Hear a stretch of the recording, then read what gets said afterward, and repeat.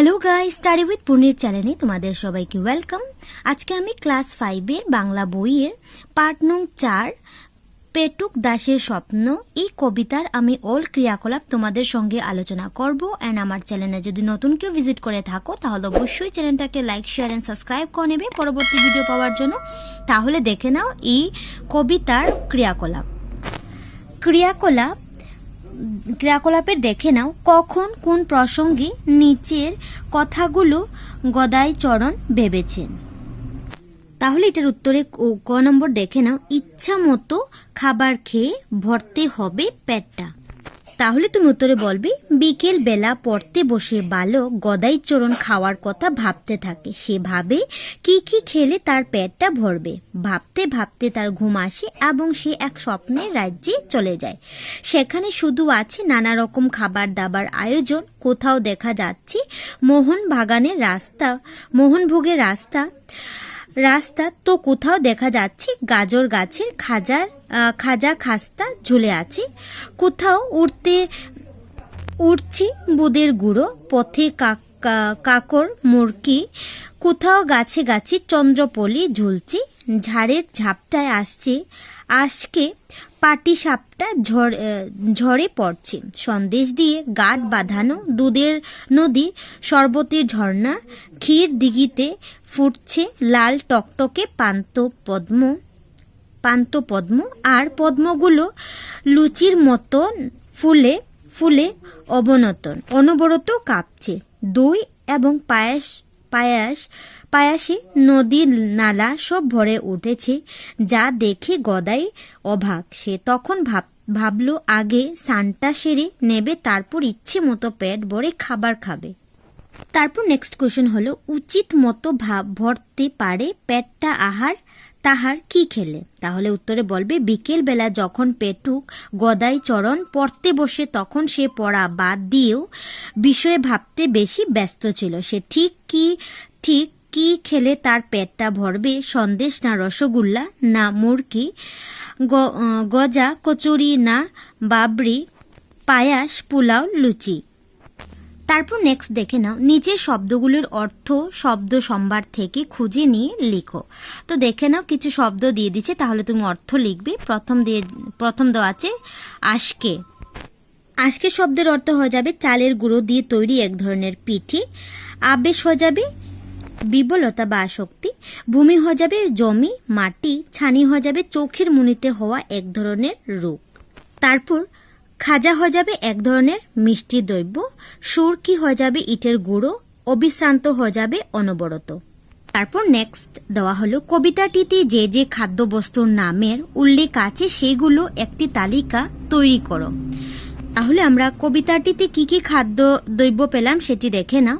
কবিতাটিতে উল্লেখিত খাদ্যবস্তুর নাম হলো সন্দেশ, রসগোল্লা, মুরকি, গজা, কচুরি, রাবড়ি, পায়াস, পোলাও, লুচি, মোহনভোগ, গজা, খাজা, বুঁদের গুঁড়ো, কাকর মুরকি, তারপরে বরফি, মিহিদানা, চন্দ্রপুলি, আজকে পাটিসাপটা, দুধ, শরবত, ক্ষীর, দই ইত্যাদি। তারপর দেখে নাও উত্তর লিখো। কি ভাবতে গিয়ে গদাইচরণের তন্দ্রা এলো।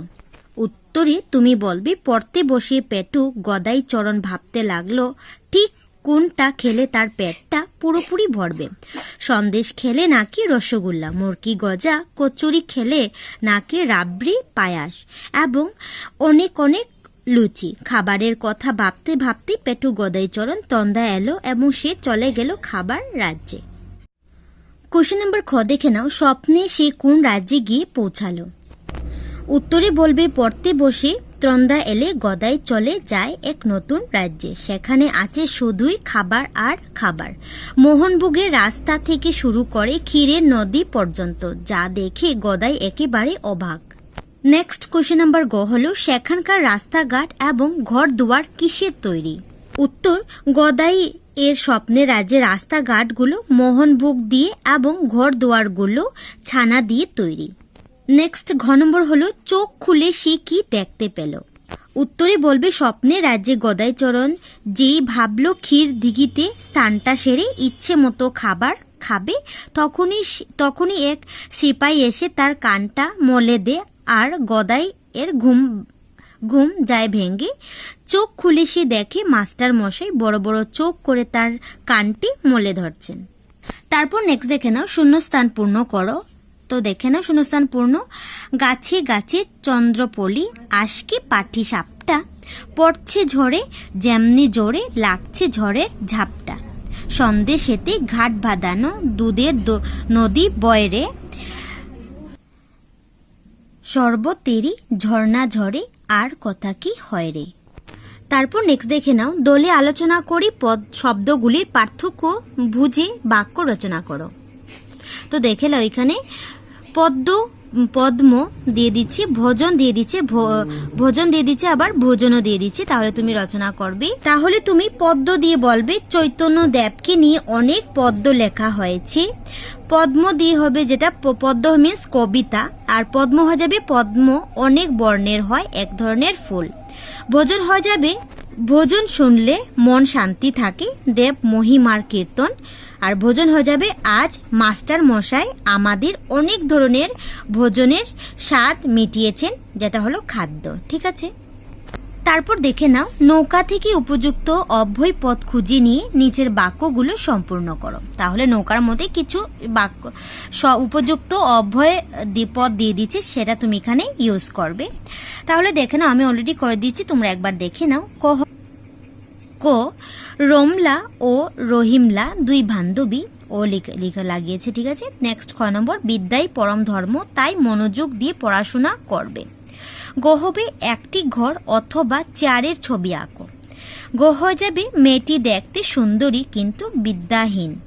উম হয়ে যাবে আমি আজ খেলতে যাব না, কেন কি কাল আমার পরীক্ষা হবে। তারপর নেক্সট দেখে নাও আকস্মিক বক্তৃতায় অংশগ্রহণ করো। তো বিষয় দিয়ে দিচ্ছে রসগোল্লা, পায়েস, স্বপ্ন, চন্দ্রাপলি, পাটিসাপটা, চন্দ্রা, সন্দেশ, পদ্মপাতা। তো প্রথমে রসগোল্লা দিয়ে বলবে এক ধরনের মিষ্টি দ্রব্য, ছানা দিয়ে তৈরি, চিনির রসে পাক দেওয়া এক প্রকার মিষ্টি বিশেষ, খেতে বেশ সুস্বাদ হয়, এটি বিশেষত সাদা রঙের হয়ে থাকে। পায়েস দিয়ে বলবে পায়েস এক ধরনের মিষ্টি দ্রব্য, বিশেষত কালো জিরে চালের সাথে দুধ সর মিশ্রণে এটি তৈরি হয়, এতে কাজু বাদাম কিশমিশ গুড় ইত্যাদিও দেওয়া হয়। স্বপ্ন দিয়ে বলবে স্বপ্ন হলো অবচেতন মনের গোপন কথা, যা সুখের সময় মানুষের অবচেতনা মনের বিকাশ ঘটে এবং নানান কিছু যা বাস্তবে বলা বা করা কঠিন তা স্বপ্নের রাজ্যে মানুষ করতে পারে।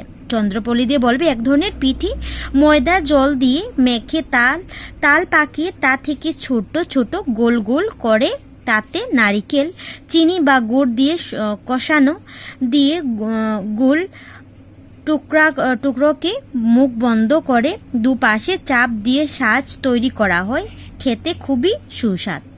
তারপরে পাটিসাপটা দিয়ে বলবে এটি এক ধরনের মিষ্টি দ্রব্য, চালের গুঁড়ো দিয়ে তৈরি এই দ্রব্য, নারিকেল ক্ষীর তার ভিতরে দিয়ে তেল ভেজে তা খাওয়া হয়। চন্দ্রা দিয়ে বলবে ঘুমের ঠিক আগের মুহূর্ত হচ্ছে চন্দ্রা, তখন একটু একটু ঘুম এবং একটু একটু জাগ্রত মনোভাব কাজ করে।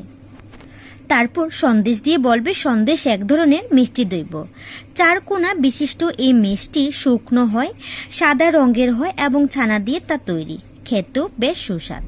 পদ্মপাতা দিয়ে বলবে পদ্ম এক ধরনের ফুল বিশেষ, তার পাতা দীর্ঘাকার হয়, এতে ফুল ও খাদ্য সঞ্চয় করে রাখা যায়, পদ্ম পাতা জলে ভাসমান। তারপর নেক্সট দেখে নাও এসো দলে আলোচনা করে লিখো। ক নম্বর দেখে নাও তোমাদের ঘরে উৎসব পার্বণে কি কি খাবার জিনিস তৈরি করা হয়। তাহলে তুমি উত্তরে বলবে আমাদের ঘরে উৎসব পার্বণে অনেক ধরনের খাদ্যবস্তু তৈরি করা হয়, যেমন নানা রকমের পিঠে, পাটিসাপটা, আলু পিঠে, মালপোয়া, বকফুল, দুধ পুলি ইত্যাদি, লুচি, সুজি, পায়েস, চানা ডাল, মাংস, আলুর দম, মুড়ির মুয়া, তিলের নাড়ু, নারিকেলের নাড়ু, খিচুড়ি, মিষ্টান্ন ইত্যাদি। নেক্সট 6 নম্বর দেখে নাও, কবিতায় যে খাবার জিনিসের নাম আছে সেগুলো ছাড়া তোমরা আর কি কি খাবার জিনিসের নাম জানো? তাহলে তুমি উত্তরে বলবে কবিতায় উল্লেখিত নাম ছাড়াও আরও অনেক খাবার জিনিসের আমি জানি, যেমন দুধ পুলি, ছানা বড়া, পরোটা, নানা ধরনের নাড়ু, খিচুড়ি, তারপরে ফ্রাইড রাইস, আইসক্রিম, কেক, মাছ, তরকারি, Maggi, egg roll, chow mein, idli, sambar, সুজি, মুড়ি, চিড়া, সিঙ্গারা, চপ, চানাচুর, ফুচকা, ডালপুরি ইত্যাদি।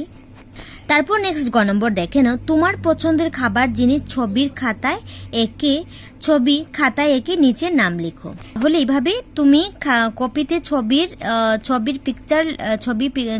ছবিগুলি তোমরা আঁকবে, এখানে খাবার নাম দিবে মাংস, মাছ, পকোড়া ইত্যাদি।